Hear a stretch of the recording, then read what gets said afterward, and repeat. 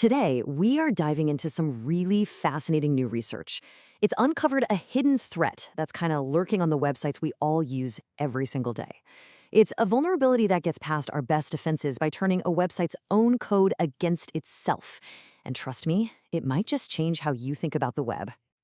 So let me just start with a question for you. When you look at a web page, how much do you really trust that what you're seeing is, well, what you're supposed to be seeing? This new paper suggests we might need to seriously rethink that trust. To get why this is such a big deal, we first have to talk about how we think the web is secured right now. For years, the big fight in web security has been all about stopping attackers from injecting their own malicious code onto a page. We've built these powerful tools, right, like input sanitizers that clean up user comments and content security policies, or CSP. Think of CSP like a bouncer at a club, blocking any unauthorized scripts from running. And for a long time, we thought this made us pretty safe. But what if the attack doesn't use any new malicious code? What if it uses the website's own perfectly normal, benign code? This is the core question these researchers went after. And as this quote says, it's been a massive blind spot. So, how in the world can an attack happen without any obviously malicious code? Okay, let's break it down. The researchers have a name for this vulnerability, a DOM gadget.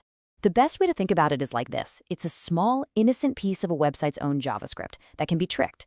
An attacker injects what just looks like harmless text or HTML, and this little gadget grabs that text and, without knowing any better, uses it to do something really dangerous. To make this super clear, let's use a simple shopping cart example, pretty much just like the one in the paper. The website has some code that needs to check if an item you've just added to your cart is actually in stock. So here's how it's supposed to work. A script on the page looks for any element with the class cart item. Then it finds a special attribute on that item called data URL, which basically holds the web address for the inventory server. And finally, it shoots off a request to that address to check the stock and price. All sounds good, right? Simple and totally harmless. But now, here comes the twist. What happens if an attacker can sneak their own cart item onto the page?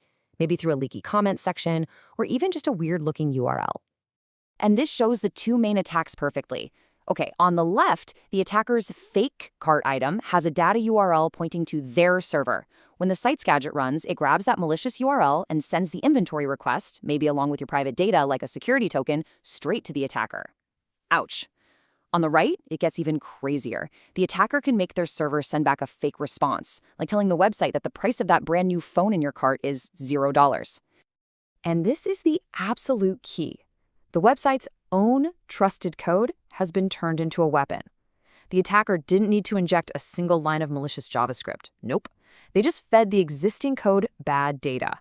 This completely bypasses those traditional defenses we talked about because they're all looking for suspicious scripts, not suspicious text. Now that shopping cart example, that's what's known as a script gadget. And yeah, it can lead to code execution. But what these researchers found is that this was just one small piece of a much, much bigger puzzle. And I just love this quote from their paper because it says it all. Script gadgets are only the tip of the iceberg. So, let's look at this table. What they actually uncovered is a whole family of these DOM gadgets. Beyond the ones we kind of knew about that execute code, they found totally new types.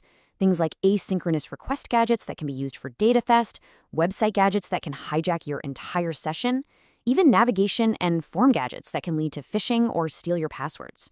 This is a much broader attack surface than anyone really realized. Now, this chart is what really blew my mind. Check this out. When they categorized all the vulnerabilities they found, a massive 77% were these newly discovered types of DOM gadgets. So this isn't some minor new threat. It turns out it's the vast majority of the problem. So, you have to be wondering just how common is this problem out there in the real world? Well, the researchers did a massive analysis to find out. They started by scanning the top 15,000, that's right, 15,000 most popular websites on the internet. And across all those sites, their tools flagged a staggering 2.6 million potential data flows, where a script was reading data from the web page in a potentially unsafe way. And after a whole lot of verification, they confirmed that over 357,000 of these were actual exploitable DOM gadget vulnerabilities. That is a huge number. But this is the number that really hits home. It all boils down to this. Roughly 15%. That's about 1 in every 7 of the top websites on the internet are affected by at least one of these vulnerabilities. Just think about that for a second. 1 in 7. So, what's the big takeaway here? What does this new reality of web security actually look like for us? The fundamental problem is all about misplaced trust.